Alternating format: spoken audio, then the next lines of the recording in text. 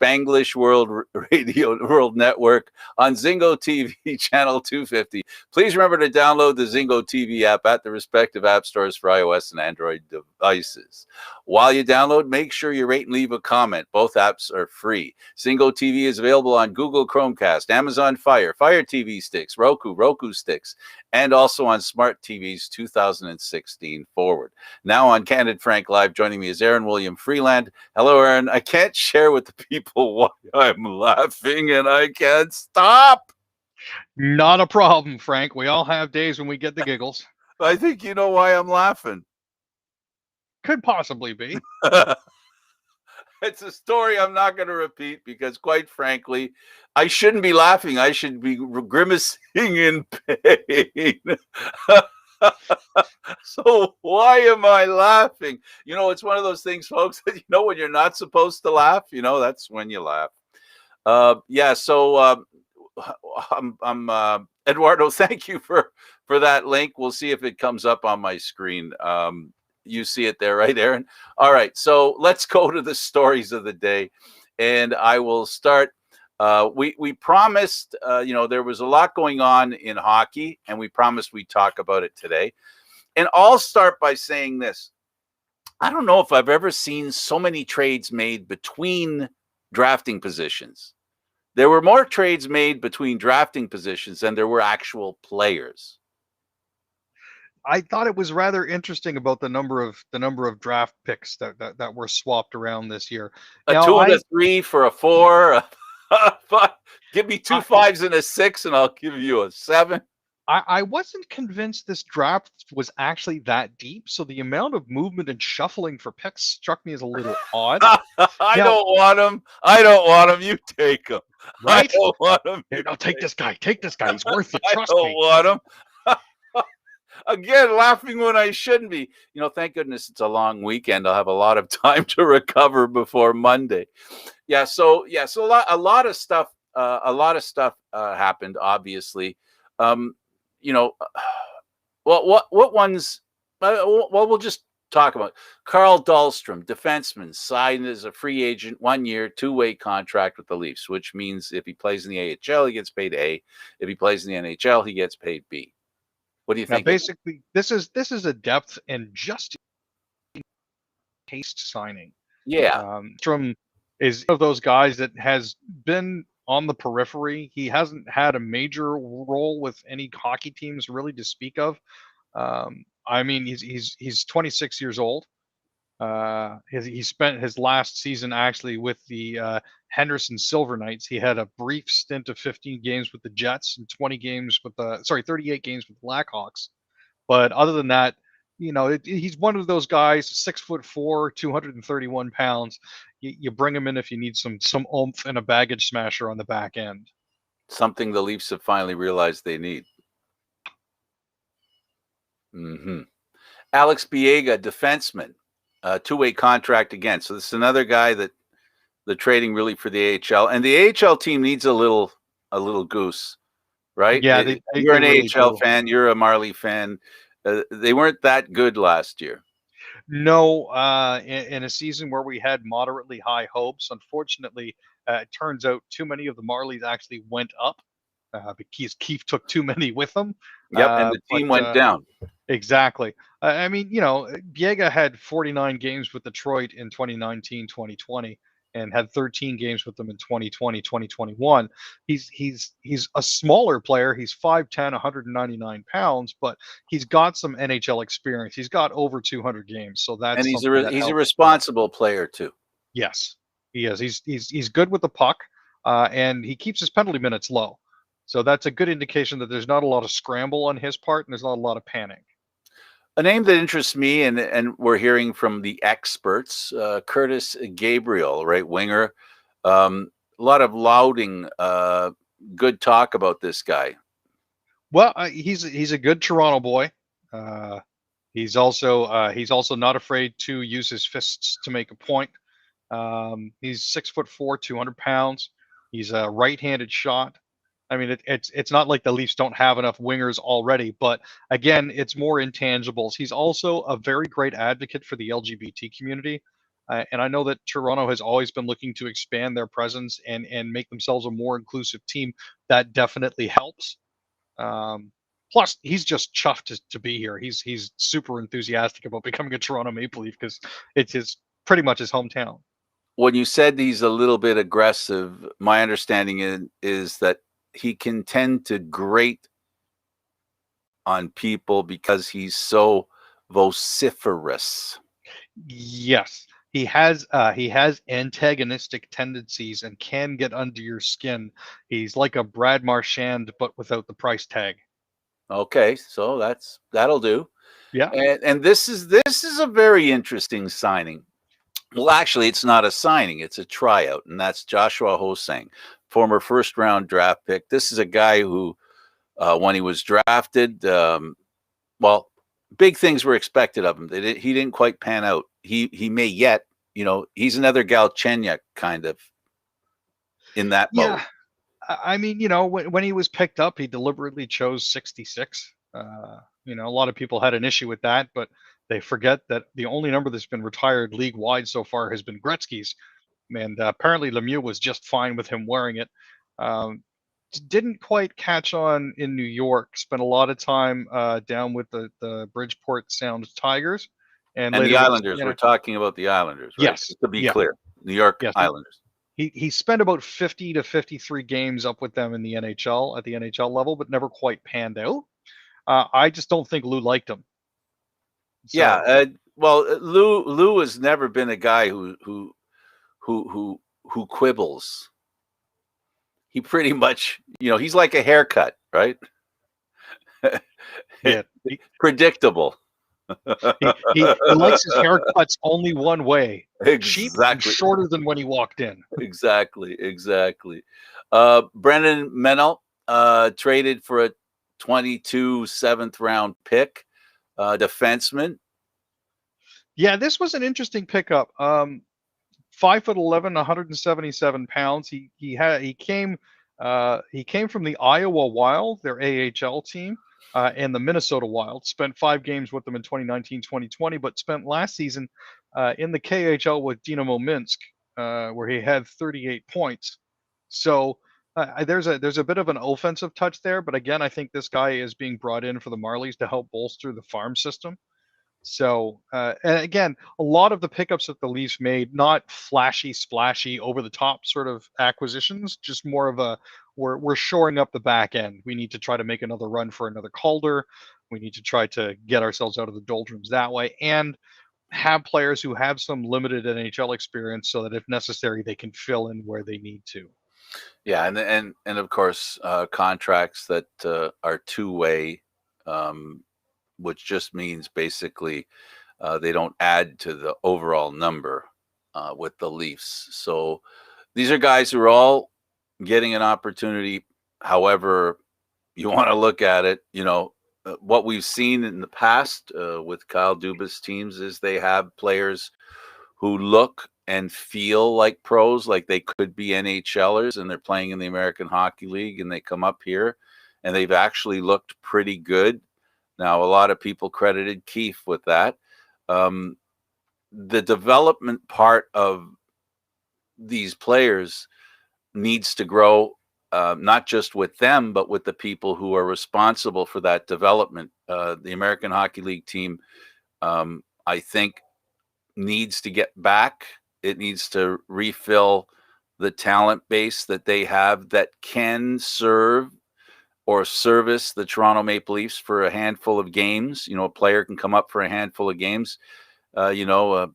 He's okay enough that he can handle the pressure of a couple of games, maybe not yet a full-time pro, but you need to have those guys, to pave over some of the injury woes that will always find you during a long season. And this will be the longest season coming up in 3 years. So yeah, you got to have those kinds of guys. This one here, the Anderson left Toronto. We talked about it. Mrazek, he signs as a free agent, 3-year contract. We knew that. But to talk about him, what I like about Mrazek, he has not been a backup and he has not been a starter all the time. right? He has bounced from being a starter to a backup. And somehow I think that might be an experience that will be helpful with a Leaf team that has Jack Campbell as a goalie who hasn't really been a starter.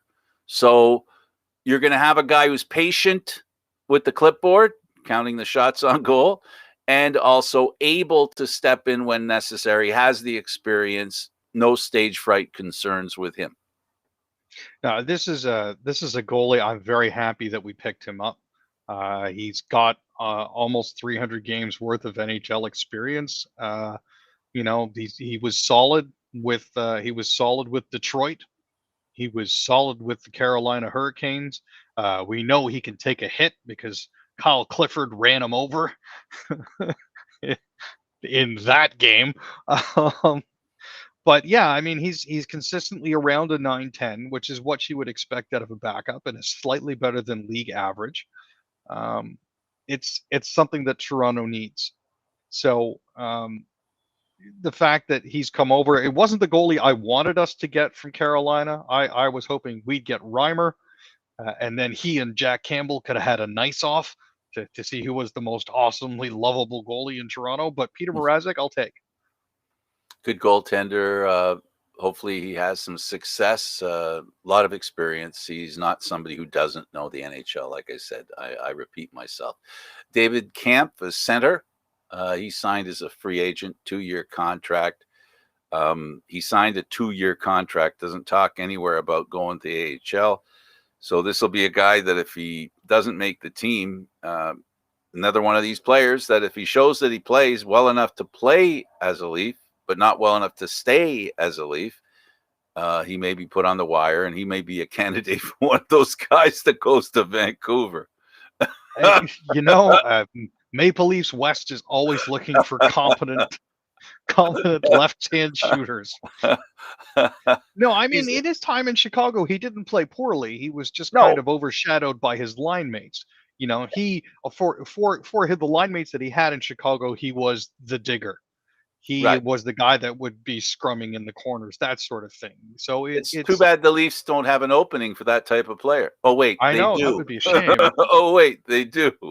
Now, there is actually a little bit of overkill going on here as well, because the Leafs also signed Michael Bunting, right? Who's also been described as Hyman version 2.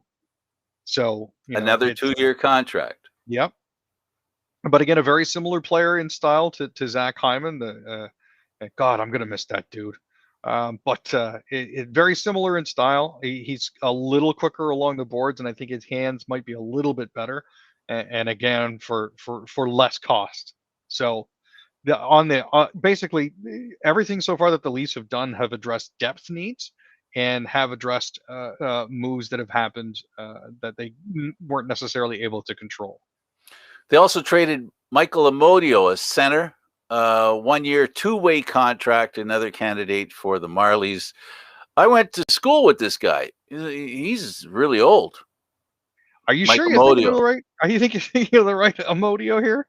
Are you suggesting that Italians have similar or same names? Is that what you're trying to imply? Is that I mean, there's a few. I mean, there's probably 400 Michael Modios in Toronto alone at the corner of Earl's Court and Park.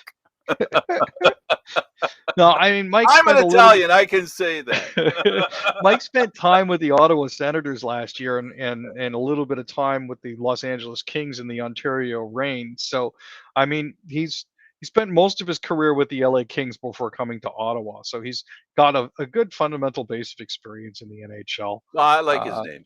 I like his name. So they got rid of Foligno. They brought in, the balance, the Italian. Never mind. So what do you think of 6 years for almost $30 million, an average of $5 million a year for Blake Coleman, Lightning? Well, he's a solid forward. He's been a Leaf killer. He's a Stanley Cup winner. I think after a couple of cups, you pretty much get to write your own ticket. So he gets to start again in Calgary. That'll be fun for him. Absolutely. Philip Grubauer. went from the Avalanche to the Kraken and signed with the Kraken. Yeah, that is going to be something interesting for sure. That's almost 6 $6 years. million a year. Yeah, it's a pretty good contract. He had a decent season last year with the Avalanche. He was a 922 during the regular season and a 914 in the playoffs. So it's a good goalie to build out from. And then you have Dougie Hamilton, who was shipped out of Calgary a few years ago. And, now he finds himself in Lou Lamoriello's old town. This guy, people have been chasing this guy for years. I know the Leafs wanted him back, wanted him pretty bad, or at least Leafs fans wanted him pretty badly too. Well, he's a big name, he's Yeah. It would have been I mean, nice, but $9 million a year. So all of a sudden, the Matthews, Marner, this is a contract up in that territory. Tavares, as I was gonna say, as nice as it would have been to see the Leafs take him on, we just can't afford him. no, they don't have $9 million next year. Zach Hyman signs for 7 years, $38.5 million. I've heard of this guy. Has he been in the NHL? Never mind. I mean, he spent some time. He spent 6 years with this one team. They never really went anywhere. They kept losing in the first round. This is don't this. I love the player. I love the player. We all love the player. But he's getting a little long in the tooth, and I know this might not sound nice, but I'm not really sure whether years 4, 5, 6, 7 will even include him. This is one of those contracts where they The way don't he particularly plays. care about years 4, 5, 6, and 7. They're aiming right now, I think, to go for it in the first 3 that he's there, because Draisaitl and whoever they haven't traded away from their first round picks and McDavid, they're all rolling into their prime. Hyman at 29 years is a little bit over. He's had a couple knee injuries. We'll have to see where that goes and how the rehabbing goes over the summer. I can understand the Leafs' reticence and not wanting to sign him for Well, as much as they want. wanting was not the issue. Aaron, I've told you for a long time now, and I've told every time we did Leaf talk, even before you were around. This is what happens if you don't massage the cap. You get massaged. That's my message. Philip Deneau, 6 years, $33 million. Philip Deneau I think that's a good deal. Montreal. Now they're not paying him for his goal scoring, right? He did score in the playoffs, right? I think he got a goal in that long run to the Stanley Cup. He scored a goal, so he's not being paid to score. It was an interesting for Deneau.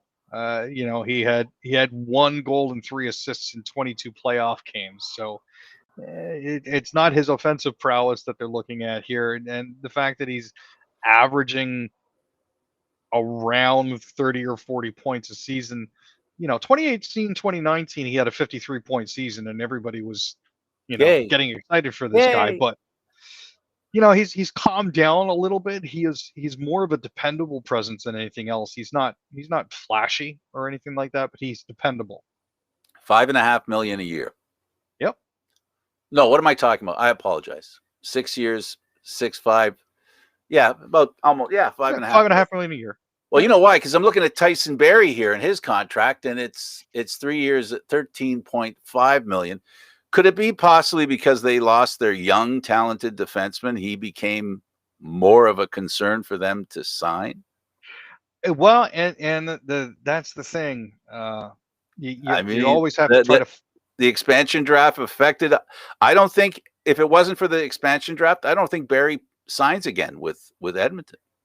No, and fans in Toronto, I think, may have been unnecessarily harsh on him, but we have a particularly jaundiced view of most of our players. I think in Edmonton he actually found a system where he worked. It's a love-hate relationship in Toronto. Yeah. If they don't love you, if you don't love them, they hate them. That's the way it is. It's just there is no in between with Toronto.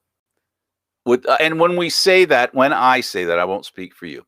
When I say that, we're talking about the people with the most tweets, most mentions, most, you know what I'm saying, the most words. There are the majority of Leaf fans are predominantly content with the team that they have.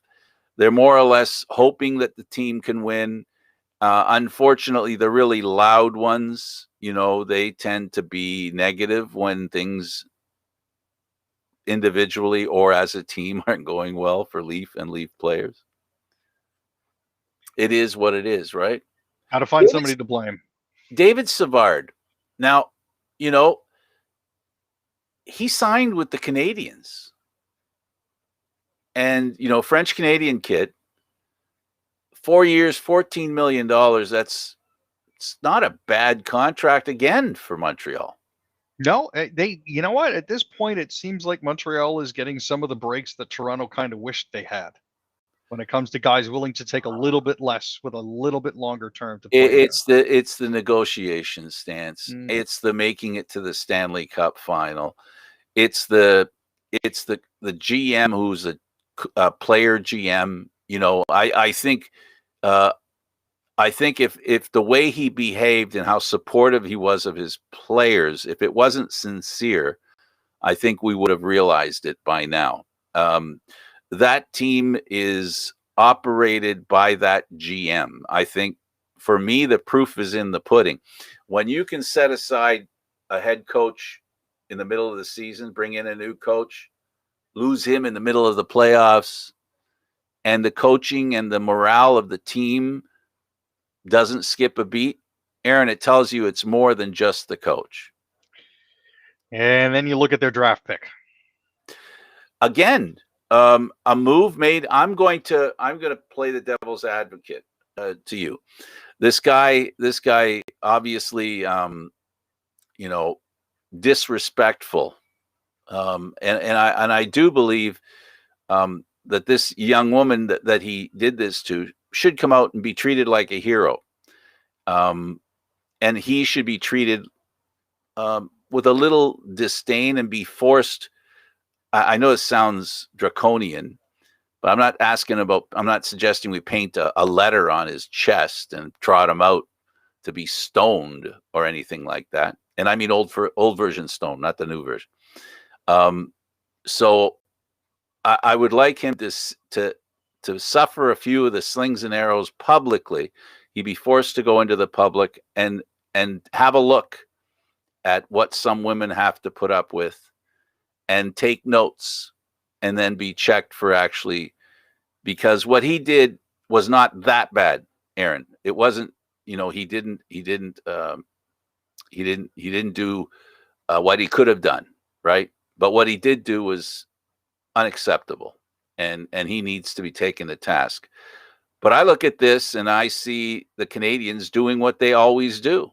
They want to win. That's their first priority. Political correctness is not something that the management at Montreal is concerned with. This is not the first time we can ask this question. It's not the first time with this, don't forget where he came from in Chicago. There was some funny business going on. Some terrible stuff happened, which he said he knew nothing about. Right. So, it's not right that this kid doesn't pay a price for what he did. A real price, I mean, not just kind and thoughtful words that I'm not sure he even came up with. And again, the only thing that she was really asking for was a genuine apology, and apparently she never got that. She didn't think it was genuine. No. She didn't think the apology was genuine. Anyway, and she's the one that gets to decide what's a genuine apology. Yeah, I don't want to gloss over it or anything like that, but I know it's an issue that's been hashed to death already. Okay. And I know that we're never going to agree on it, and I know that there are people out there that think that he got away too lightly. There are people out there that think, what's the big deal? He absolutely did get off lightly. There's no question he got off lightly. But anyway, it is what it is. A real stupid thing to be done, and the reason I say he should be made an example of, and I'm not saying, like I said, not make it draconian. I know you want to move on, but make it so he understands the pain that he caused, and he needs to feel some pain, and then he can come out the other side and be a better person because he understands the pain that was felt. That's I all. think the part that upset me the most about this was the fact that Jeff Molson said, "Oh, we're going to have him go out and address hockey players to speak about how this incident has affected him."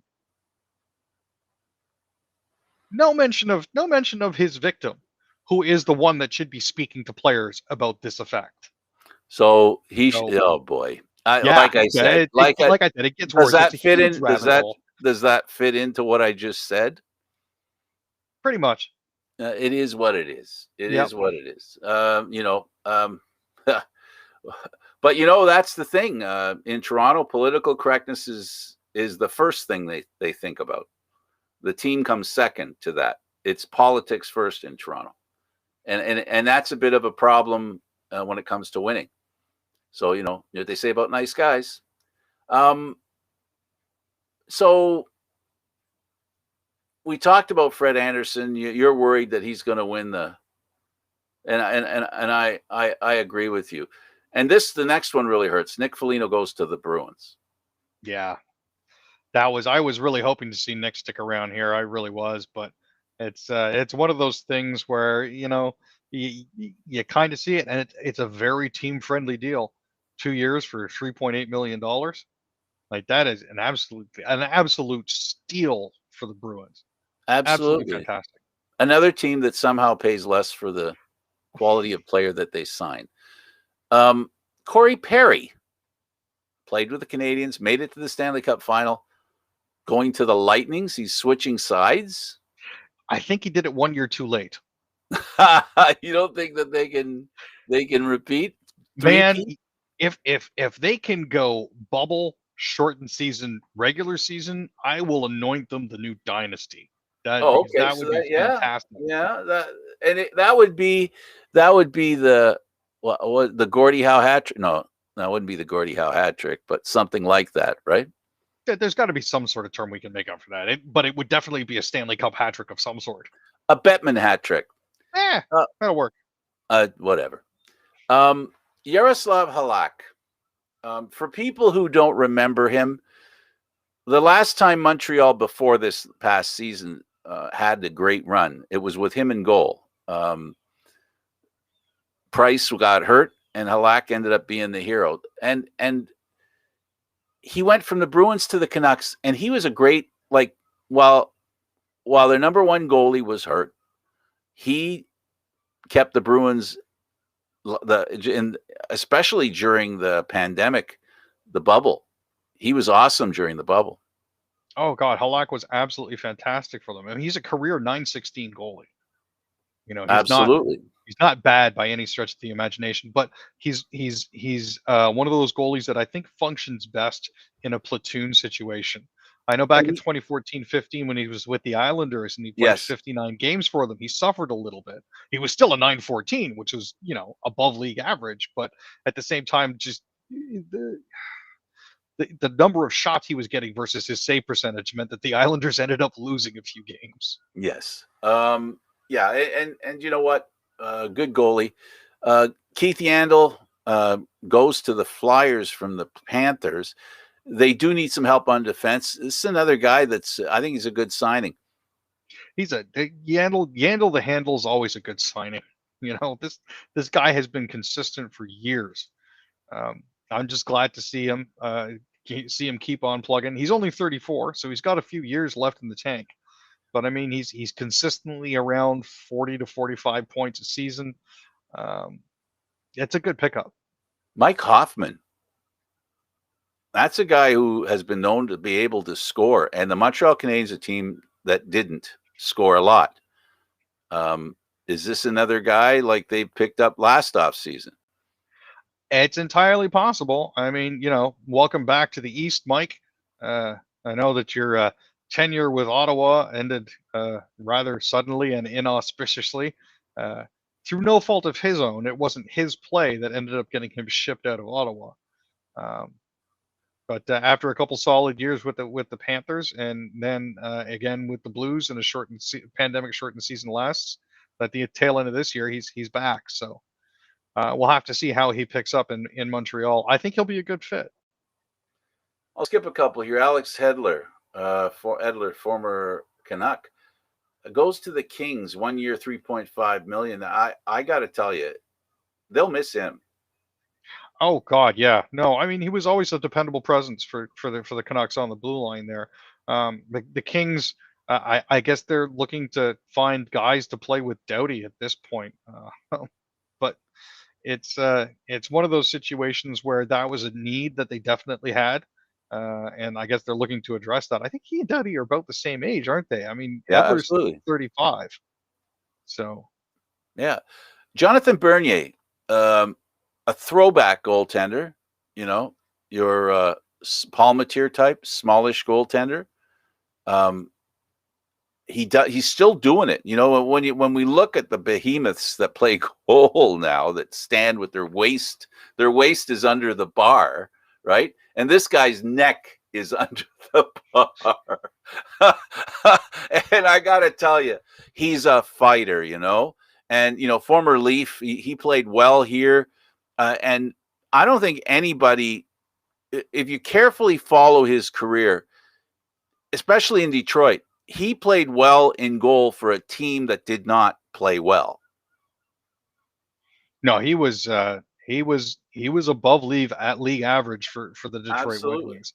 And even when he played in Toronto, his first year he was 922 with the Leafs.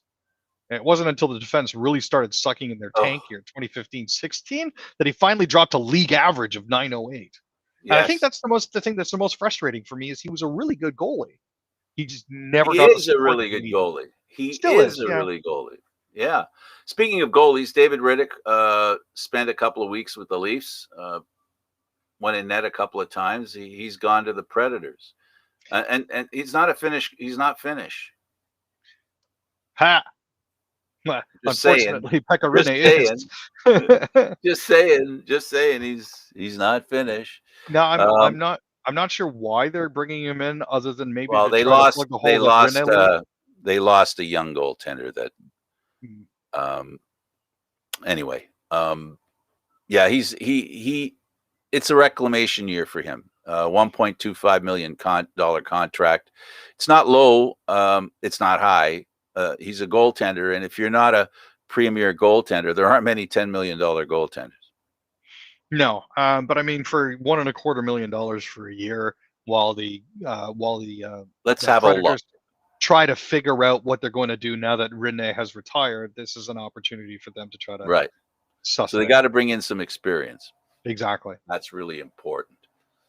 All right. Well, that's what happened in hockey. I got to say, it's already in a couple of days. It's August, and we're starting to get into the home stretch of baseball, and the Blue Jays are coming back to Toronto. And when the fall season of baseball starts, so does training camp in hockey. It just ended, but before you know it, I mean, last month it ended. I should say this month it ended. Next month we could be talking about training camp at the end of next month. Talk about training camp and what players, and start talking about hockey again. I'm not entirely upset with the shortened off season. I'm sure some players are, based on the fact that they've got to go in for repairs. Some have gone in for surgery, that sort Absolutely. of thing. But at the same time, it's exciting because everything is rolling again. Yep. And this is going to be a real season. That's the Definitely. hope. We'll talk about the pandemic down the road a little bit if we have time. Yeah. So there's still that, that elephant in the room. Let's go to the Olympics, and dramatic penalty kicks send Canada's women's soccer team to the Olympic semi-finals. Congratulations, ladies. We keep talking about how wonderful the ladies are in the Olympics, and they continue in soccer. They're always great. Oh, it was absolutely fantastic to watch. Stephanie Labet's final save against Rafael for Brazil was just magnificent. Right place, Another right Canadian time. goalie move. Another great Oh, Canadian goalie save, right?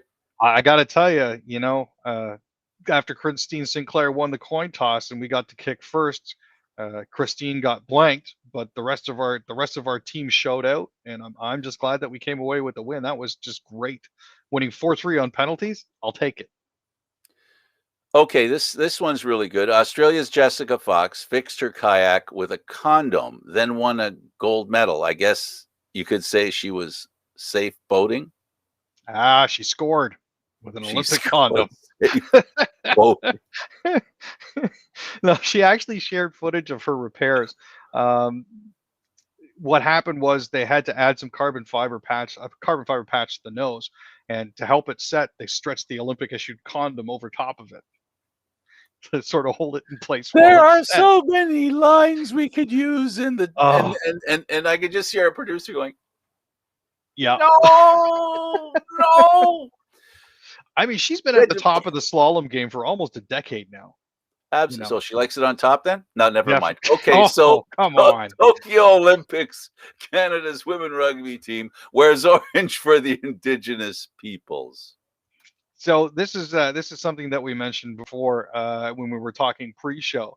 The Canadian women's rugby sevens have actually been sporting orange hair scrunchies and wristbands and shoelaces as a way of showing support for First Nations peoples here in Canada during their matches.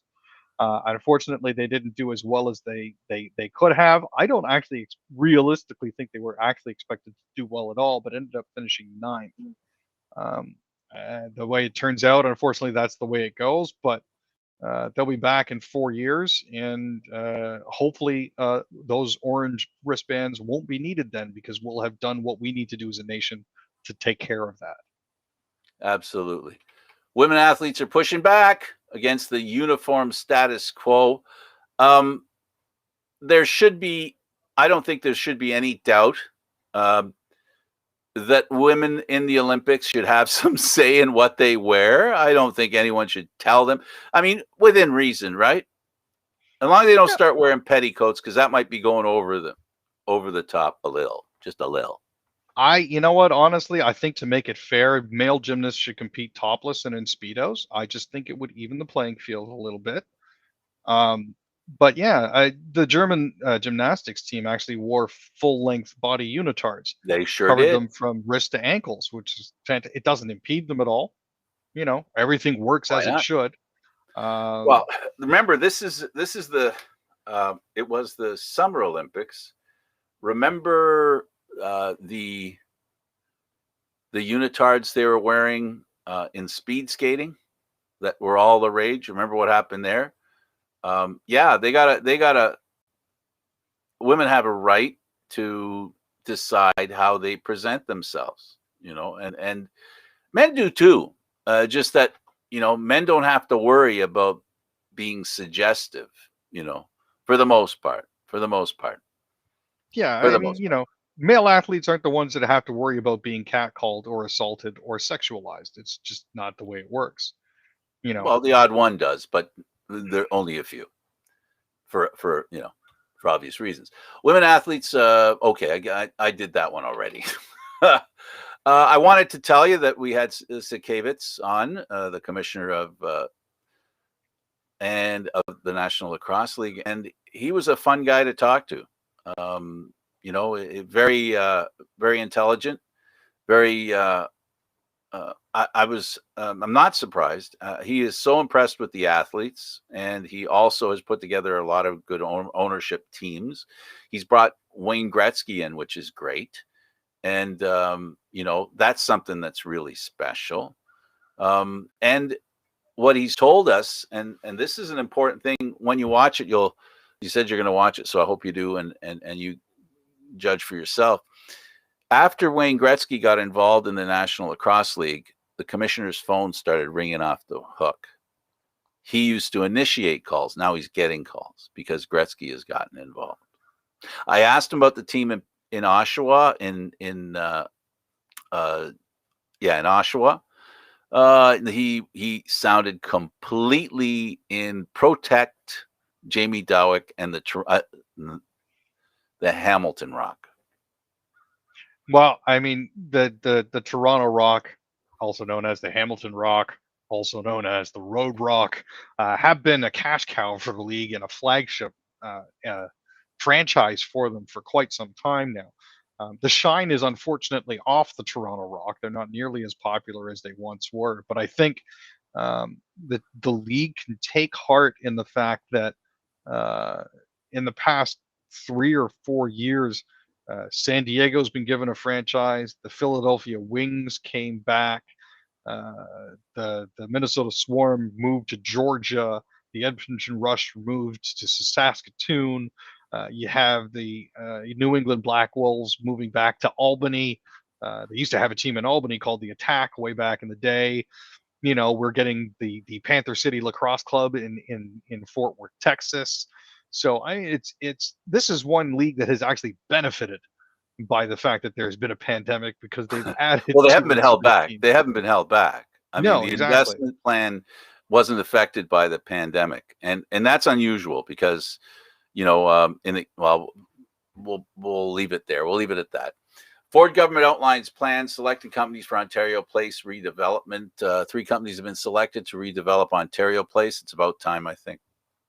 Oh, this is fantastic because there's acres of land that are just sitting there not being used that have just such incredible potential. I remember going to see concerts at the Forum there with the rotating stage. That was absolutely fantastic. The Wilderness ride was great, but I mean it's been shuttered since 2012. Nobody's been able to go in or out. I mean the only thing that they've been using there has been the Cinesphere, and that's very rarely. I think the nightclub there closed down a few years back, and the only The other Budweiser attraction. stage is there, Oh, I isn't was it? going to say Budweiser? the only other attraction that's out there is the Bud Bowl. Sorry, the Yeah, Budweiser stage.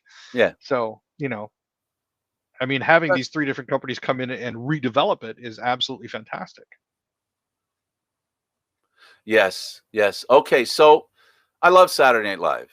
I really enjoy Michael Che, and because I love their news thing. I wish we could be as funny.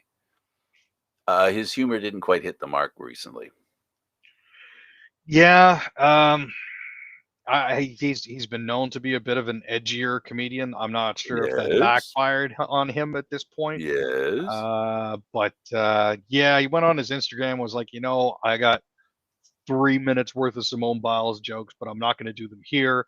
How about you guys send me your funniest jokes and I'll rate them and post them?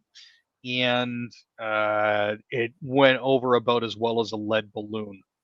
Uh, and he backtracked Absolutely. by saying, "Hey, I got hacked. I can't believe they did this to me," and then deleted almost every single post on his Instagram. One of Uh, those. in the context of Saturday Night Live, he and I forgot his name. Colin Jost. Colin Yost. They do this thing every so often on special occasions where they write what the other one's going to read. And it's always stuff that is inappropriate. So inappropriate. Now, to try to do that on your own Instagram, right? Because it's not in the same kind of context, right? Or this, the painting is not the same on the same kind of landscape. So, he tried doing what he did in my opinion, what he did was like what they do on Saturday Night Live, say things in bad taste, inappropriate. But when you're doing it on your personal Instagram, it doesn't fly as easy because he doesn't have that. Well, he wrote it. Even if they it's different when you have followers writing stuff and you're picking it. They're not pros. So people automatically, the negative connotation sticks a little harder. And that's too bad because he isn't a bad guy. Stupid mistake. Hopefully he doesn't get totally canceled. Well, and the issue here is that there wasn't a built-in buffer, right? There isn't Exactly. that. It's a TV show. I'm Right. deliberately being offensive on television sort of feel to it. I mean, some of the jokes were just absolutely brutal.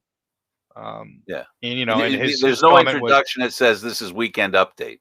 So yeah. this is Michael Che, because that's what it says here. It says Michael Che. So he becomes directly connected to every comment, even if they're comments other people made, especially if he would willfully repost them. And gives them a rating. Most of them Oh 9 out of 10, 8 out of 10. This is a great joke. Oh, that's savage. That sort of thing. It's just like, Mike, you're not helping yourself. But I mean, no. one of his posts before he deleted everything was, "Man, I got hacked today. Can't believe they got me. Y'all know I only do jokes about whites and cops. It's all good now. I changed my password and everything. Anyway, you hear about the baby? That's crazy. All right, I'll see y'all at church. I'm gonna get there early." And it's like, It doesn't work very well. no, Uh, doesn't fly. I wanted to mention. Oh my goodness, I forgot the senator's name. Rand Paul. Yes. Rand Paul went on a little another idiot, right? And he was going on a rant, and he was talking about the Democrats and Biden. They are now trying to promote you having your baby in the hospital and not leaving until it gets the vaccine. Now, I haven't heard anybody say that infants are being given the vaccine, and yet he talks about it. I don't understand, Aaron, how politicians can, like, do they not understand they're not comedians? Do they not understand that they're not at a water cooler? Do they not understand that people pay attention to what they say, and people with a little bit of you know, um, a little bit of a skewed brain, right? Hear them say something like that. There are people who are going to repeat it and suggest that it's actually true. And I don't understand it. I mean, Aaron, it's getting tiring to hear politicians. We've had a couple here too that have gone a little bit. Well, is this something that's going to change, and how does it change? I just wonder if it's just we've gone so far past, the median of what would be considered normal, respectful conversation. We've gone so far. I don't know if they can find their way back, Aaron. And the problem is, I think they're trying to secure votes, and the way that works is they're always in campaign mode. So they're going to keep throwing this stuff out because it gins up their base, and their base believes it, and then the base gives them money, which means they can continue to do stuff like this. It's a perpetual cycle, And the and poster boy for that is Donald Trump. it's bleeding north of the border too. Today, today, then yes, it is. Go on. I'm sorry. And I was going to say, I mean, you see stuff like that cropping up with in particular with the Conservative Party, and stuff that Aaron O'Toole is saying. And I don't know if you've noticed or if you follow Pierre Poilievre on Twitter, but his tenor recently when it comes to these sorts of things is starting to sound more and more like he's going to try to usurp Aaron O'Toole and make a run for the Conservative Party leadership. And it's using the same sort of rhetoric. It's not about policy anymore. It's all personal. The politics of personality now. It isn't the politics of issues. And that's really infuriating because nobody wins. Only people, well, you know what? That's not true, Frank. You are 100% wrong. Somebody does win. The people doing it, everybody else loses. Even the people who gravitate to these kinds of people. I'll give you a simple example. You have in America, it's finally changing a little, but it may be too late, where you have conservatives, Republicans, put it whatever label you want on them, that have been railing against the masks, railing against the vaccine, and now where they live, where they are the bosses, their people are starting to go into the hospital, and they're having a lot of problems. We talk about, they talk in the U.S., I think Biden coined the phrase, or at least somebody under him, the pandemic of the unvaccinated. It's really true. It's a pandemic. The pandemic that we're living through is the pandemic of the absence of fact, where fact doesn't matter. It's not the information, it's just the message. Like the opposite of shooting the messenger. What they're doing is they're rewarding the messenger. It doesn't matter whether the messenger is telling the truth or not. It's sad. It's scary, really, for you young folks. I'm a nice old fart over here. So I'm not long for this planet. If I am, I won't know I'm on this planet. So that's where I'm headed. I feel sad for my children and people you know, younger folks, because it's sad. It's truly sad that honesty and hard work and doing things that aren't selfish are old school, almost gone now. No, it's a complete cultural shift. I'm still at a loss as to explain how things like basic human decency seem so far out of the realm of possibility for some people. Albertans protest ending mandatory COVID-19 isolation, masking, and testing changes. This I'm actually glad to see. The UCP and Jason Kenney were intent on eliminating self isolation, self quarantine after positive tests, indoor mask mandates, everything. They're basically just saying, "Yeah, go have fun," you know. And a whole bunch of doctors actually decided that they were going to start to protest that sort of thing. There were even folks suggesting that they go on a general strike, with the exception of providing vaccination services and emergency medical services. Um, and Amazing. it's getting to the point that they just think, oh yeah, we'll just open everything up; it'll be fine. I mean, they're seeing a spike currently in the number of COVID cases that they've had, and this is coming right on the heels of the Calgary Stampede. Yeah, So, I watched a bit of it. hmm Yeah, it's yeah, it is capacity limits to be lifted when Ontario exits steps 3, indoor mask mandates to stay, government. So I'm asking for a friend. More than 25 people should be okay down the road. Let's say in about a week. Well, we're hoping that at least. I know that the idea was to stay in stage 3 for at least 3 weeks, starting on the 21st. So And we're that looking at 80%, then there's that 80% thing we talked, we were texting back and forth. plus the 75% double vaxxed, and at Right. least 70% of the people with one shot. So Yeah. we're looking at here, you're looking at somewhere around the 10th or 11th of August, technically speaking, everything should be open. Now, I'm not 100% sure what it's like at your place, but if you have a neighbor who's nice enough, you could actually probably put 50 people in there, 25 and 25, because it's outdoors, Right. right? Are you going to be getting a projector for the game, or Would you shut up? Be quiet. What's trying the to get matter you in with trouble you? here, Frank? I'm being invited somewhere. Don't get me in trouble. We don't want people showing up at my friend's place.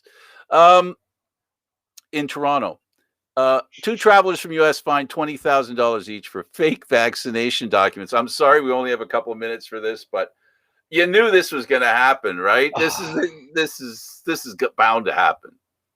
Yeah, so they arrived in Toronto from the United States because they showed fake vaccination documents and lied about having pre-departure tests. They also said the travelers didn't comply with requirements to stay at a government-authorized hotel or get tested on their arrival. So they both got fined 4 fines totaling $19,720 each. But yeah, I mean the requirements to get in, people, are simple. Don't lie. It's really easy. It's not hard They to do. they thought they were coming into the U.S. Sorry, America. Bad joke, but illegal aliens are being let loose everywhere in the U.S. and they're not being tested. They have COVID. They go to restaurants, eat dinner.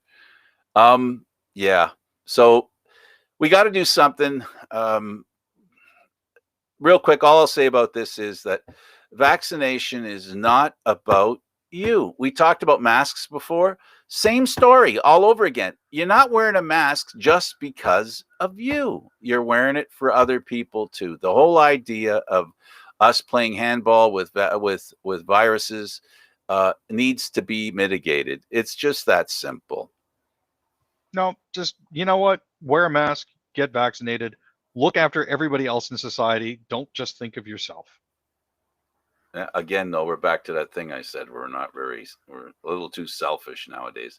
Well, Aaron, thanks for being on the program. Enjoy your Thanks for weekend, having me. by the way. Will do. You're welcome. You're welcome. I'm Candid Frank Stanisci for William Freeland. Thank you for watching Candid Frank Live, airing Mondays, Wednesdays, and Fridays at 6 p.m. Eastern Standard Time. This show can also be heard on the Spanglish World Radio Network. For Candid Frank Live, other news, entertainment, and sports programming we offer, please check out SpanglishWorld.ca. Spanglish World. Watch it, hear it, read it, download it, and live it. Thank you for watching. Ciao for now.